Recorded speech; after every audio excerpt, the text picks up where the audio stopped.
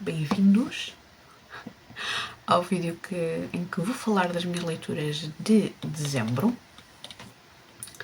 Dezembro foi o mês do Arrepios Natalícios,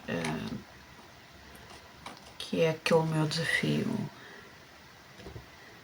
de ler histórias de fantasmas durante o mês de dezembro. Este ano eu não fiz nenhuma publicação aqui no YouTube. Por essa altura não estava a fazer vídeos, nem com capacidade de fazer vídeos, portanto acabei por não falar sobre esse projeto, mas pronto, também não é por aí.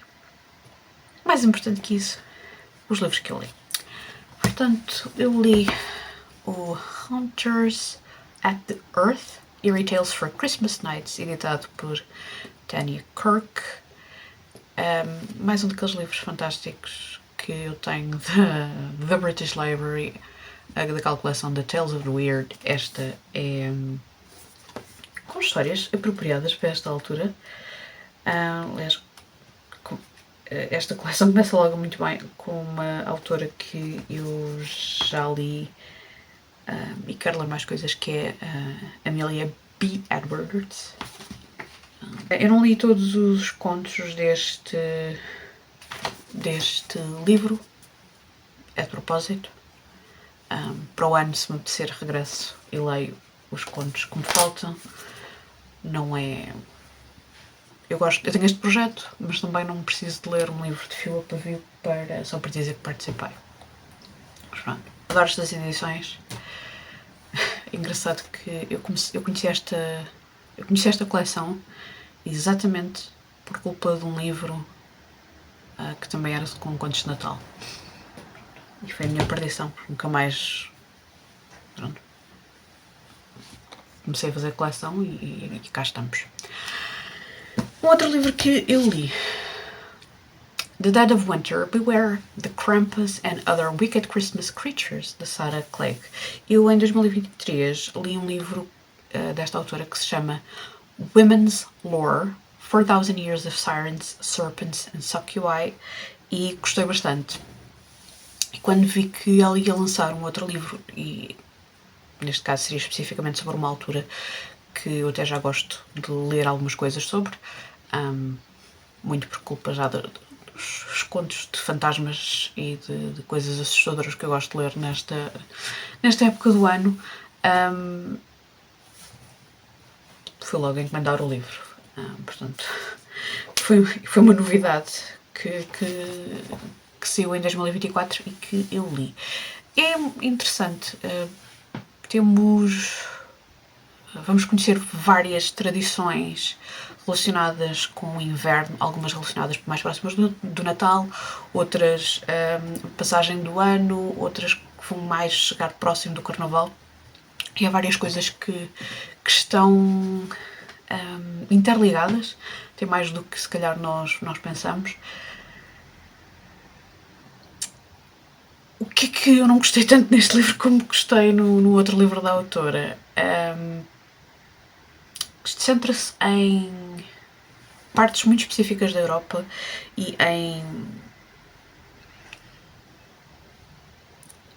algumas celebrações muito específicas, e para mim o livro pecou por não dar a entender que noutras partes do mundo, ou pelo menos no resto da Europa, existem outras celebrações e outras tradições que são semelhantes, podem não ser tão conhecidas, mas são semelhantes, e que estão relacionadas com estas celebrações todas de inverno. Somente porque houve muita coisa que eu li aqui que eu pensei assim, nós temos em Portugal coisas que são muito semelhantes a isto, mas pronto, Portugal nunca aparece nestes livros, não é? Eu é que tenho que deixar de esperar que estes livros vão mencionar Portugal. Eu sei que nós somos muito pequenos e até mesmo cá internamente há coisas que desconhecemos. Eu não sou especialista de nada deste tipo de tradições, mas mesmo assim sei que há coisas que existem. Enfim. Depois da leitura desse livro, acabei por ler um livro que se chama The Little Book of Hogmanay, de Bob Pegg. Este livro surgiu um bocadinho... Eu em 2024 comecei a seguir a History Press. É uma editora, eu acho que, pelo menos aquela que eu estou a seguir é inglesa, e que eu comecei a seguir porque eles têm vários livros com contos de fadas, mas têm também outros livros que estão relacionados com tradições, folclore, etc. Que é o caso deste livro. O Hogmanay é o nome de uma celebração feita pelos escoceses próximo do Ano Novo. Em alguns sítios é durante o Ano Novo, noutros sítios começa antes, noutros sítios começa depois. Existe todo... Portanto, o livro aborda um pouco mais sobre isso, e eu já estava um pouco curiosa com este nome porque eu achei, corretamente, que poderia ter sido uma inspiração para o Hogfather do Terry Pratchett. O livro não é sobre isso, foi uma ligação que eu fiz. Portanto, o Hogfather do Terry Pratchett, o Hog's Watch Night, é inspirada portanto, eu acho que um bocadinho inspirada nesta celebração e no Natal, é uma coisa intermédia. E portanto foi interessante conhecer a tradição, que eu acho que foi a que inspirou o autor. Depois, algo completamente diferente, mas também um bocadinho natalício, sem ser, pelo menos é uma celebração de inverno, talvez. The Wood at Midwinter, da Susanna Clarke. Foi a minha estreia com a Susanna Clarke. Eu nunca tinha lido nada dela, apesar de já ter aí em casa o Piranesi já há algum tempo. E também, por acaso, em 2024 comprei o Jonathan Strange e o Mr. Norrell, porque saiu uma edição de celebração dos, acho que foi os 20 anos da publicação do livro, e ok, é desta que eu compro o livro e é desta que eu vou tentar ler o livro. Este é um conto muito pequeno. Eu tenho pena que tenha sido tão pequeno, porque eu honestamente gostava que fosse maior. É muito interessante. Também tem um bocadinho de mistura de coisas que eu gosto de ler. Tem referências históricas, tem referências folclore. Supostamente faz parte do universo do Jonathan Strange e Mr. Norrell. Simplesmente porque é a história é alternativa e tem a magia, portanto faz sentido colocá-lo nesse mundo, mas vocês não precisam ter lido o Jonathan Strange ou o Mr. Norrell, porque eles não têm nada a ver com esta história, nem esta história tem a ver com eles, só por dizer que fazem parte do mesmo mundo. As ilustrações são feitas pela Victoria Swatton. É um dos pontos altos do livro, são as ilustrações somente da Floresta, que foram as minhas favoritas. A Floresta é uma personagem do livro, ou uma personagem deste conto, e pronto, eu fiquei com curiosidade em ler mais coisas da Susanna Clarke. Uma das minhas leituras favoritas e mais divertidas do mês foi o The Nightmare Before Christmas, da Sarah Rush. Acho que é assim que se diz o nome da senhora.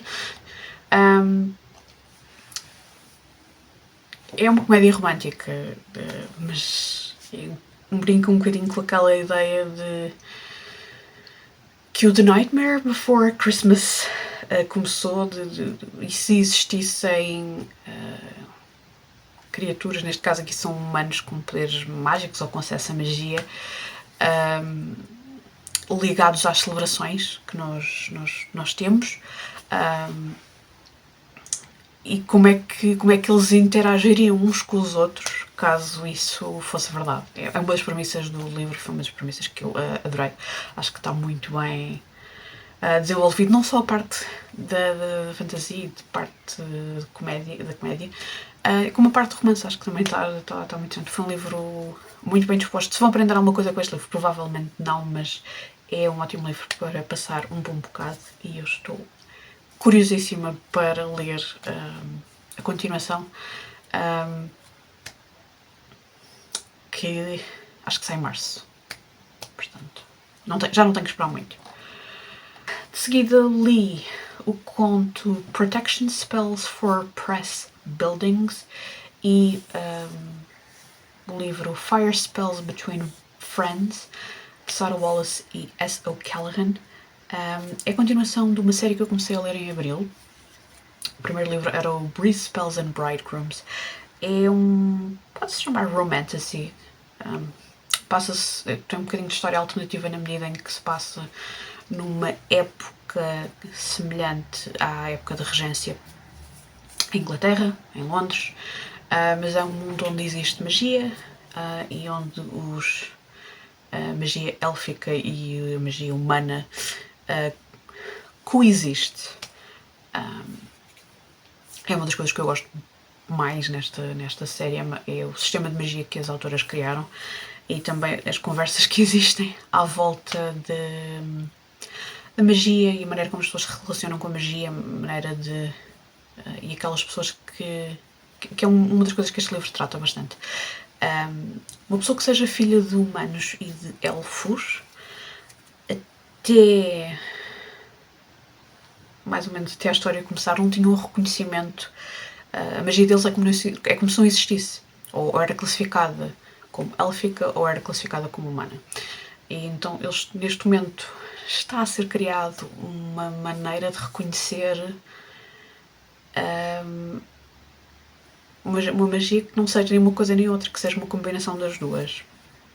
E, portanto, é um dos pontos muito interessantes deste livro. Mas obviamente, uma das coisas centrais do livro é também um romance.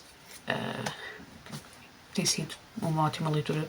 Também tenho muita curiosidade em ver o que é que as autoras vão publicar de seguida nesta série, porque tenho gostado bastante de ler. Depois li mais um livro de uma outra série que comecei a ler este ano. A série chama-se Breakaway, da E.L. Massey.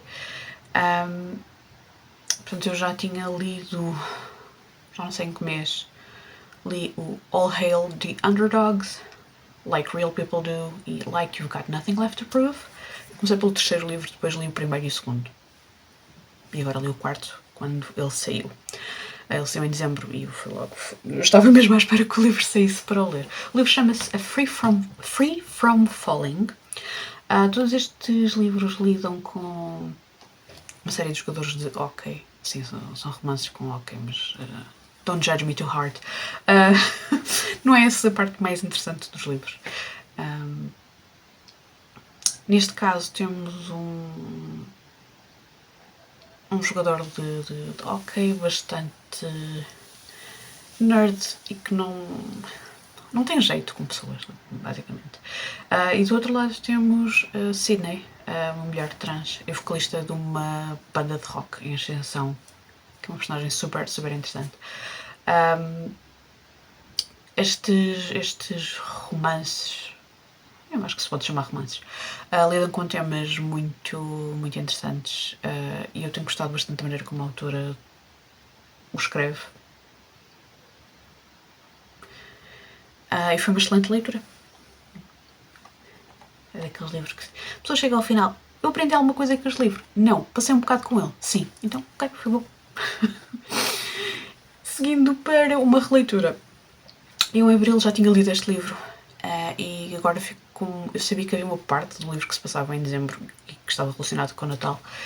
Eu fiquei com vontade de reler uma cena em específico porque tem a ver com uma árvore de Natal gigante e é hilariante e tão estúpida, mas eu gostei bastante de ler.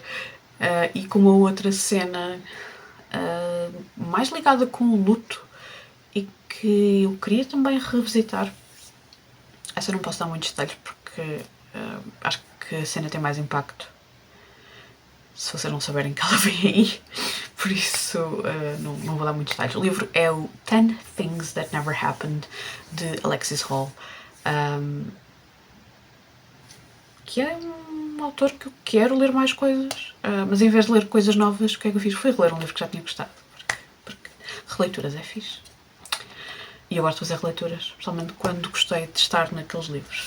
Depois regressei aos Delicious in Dungeon, o Dragões e Masmorras. Este mangá que eu estou a adorar, em que se passa numa... isto quer cair. Passa-se numa masmorra. Onde li o volume 3. Acho que este é o 3. O 4. Aqui com o Sanchi a fugir de um dragão. O Sanchi é esta personagem aqui. É a minha personagem favorita até agora. Porque ele sabe cozinhar. Basicamente é isso. E o 5º livro. Pronto, como eu estava a dizer, estes livros passam-se numa masmorra. Temos uma série de aventureiros que estão nessa masmorra e à medida que eles vão em várias e diversas aventuras com algumas missões pelo meio, eles vão comendo monstros e metendo-se em situações um bocado estranhas. Como eu disse, o Sanchi, que é o meu personagem favorito até agora, porque ele sabe cozinhar. É uma personagem bué da estranha, mas ele sabe cozinhar, cozinha coisas muito estranhas também. Mas a comida tem um bom aspecto. Sério, eu já tenho estado a ler estes mangás e tenho ficado com fome. Eu gostava de ter terminado esta série em 2024, mas como me faltam 3 volumes e são assim, a meio da série, eu não tenho continuado a ler para depois não ficar assim com um cliffhanger a meio da leitura. Não dá jeito, não é? Portanto, à espera que o resto dos livros conseguir arranjar o resto dos livros para poder ler. É que se não fossem os últimos livros... Não, mas são os livros do meio. Faltam o 8, o 9 e o 12º. Depois li um livro de não ficção que se chama The Bookmakers, A History of the Book in 18 Remarkable Lives, de Adam Smith. É um livro muito interessante para quem gosta de livro-objeto. Não necessariamente uma pessoa que gosta de livros porque gosta de ler livros, mas estou a falar de livro-objeto, porque o autor vai acompanhar a história do livro e nós vamos acompanhar essa história do livro através de pessoas que estiveram ligadas a livros, que fizeram livros, seja porque eram encadernadores ou porque trabalharam em algum tipo de publicação, porque foram editores, foram tipógrafos ou criaram tipografia, portanto, todo esse tipo de profissões, desde pouco depois do final da Idade Média até praticamente aos dias de hoje. Muito, muito, muito interessante. Para alguém que gosta e que... digamos que algumas coisas do design gráfico são adjacentes a algumas destas profissões, ou, por exemplo, uma das coisas que eu gosto de fazer, não sou especialista, sou bastante amadora, mas que gosto de fazer é encadernação. E, portanto, gosto sempre de saber mais sobre como é que os livros eram encadernados, quais eram as horríveis condições para fazer um objeto de livro, mas alguns deles resistem até aos dias de hoje. Qual foi o processo de industrialização e como é que algumas dessas mudanças ainda afetam o objeto de livro que nós consumimos hoje. Portanto, são coisas que eu gosto de saber. Sou uma pessoa curiosa, às vezes. Depois li A Batalha da Escuridão, volume 1, Os Silenciosos, do Bruno Martins Soares. É um livro de ficção científica. Foi-me enviado pela editorial Divergência para escrever um blurb. O livro saiu, ou vai sair, agora acho que em janeiro. É uma reedição, portanto não é necessariamente um livro novidade, é novidade desta maneira. Ele já tinha sido publicado, que não são 3 novelas ou 3 histórias relativamente pequenas que tinham sido publicadas pela Divergência todas em conjunto, inicialmente, ainda antes disso. Os livros tinham sido publicados inicialmente em inglês. É um livro de ficção científica militar, que não é bem o tipo de ficção científica que eu mais gosto de ler. Foi uma leitura interessante, é algo que não é muito habitual no panorama, daquilo que eu conheço, do panorama português que escreve ficção científica. Como eu estava a dizer, não é aquilo que eu mais gosto de ler, apesar de eu às vezes gostar de histórias que tenham aventura e ação, e este tem ambas as coisas. Eu na ficção científica gosto mais que desenvolvam coisas mais à volta de considerações sobre a humanidade ou que sejam mais ligadas a ciências sociais. Não deixa de ser um livro muito interessante e eu fiquei curiosa em saber o que é que vai acontecer a seguir, porque o livro acaba com um cliffhanger. É assim que eles nos apanham. Deixam-nos um cliffhanger e depois a pessoa vai querer saber o que é que acontece a seguir. A última coisa que eu li foi... Eu não sei muito bem como é que lhe hei de chamar. Porque não é uma versão física, apesar de eu ter lido em formato digital, uma tentativa de ser banda desenhada, mas inicialmente era uma curta. E como curta funciona, como banda desenhada não funciona. Acho que não foi uma boa adaptação, pronto. É ok, não é nada de especial. Em termos de cor e de luz é fantástico, mas, mais uma vez, funciona bem em curta, em BD, nem por isso. Foram estes os livros que eu li em dezembro. Ficaram curiosos com algum? Já leram algum destes livros? Digam-me nos comentários e até o próximo vídeo.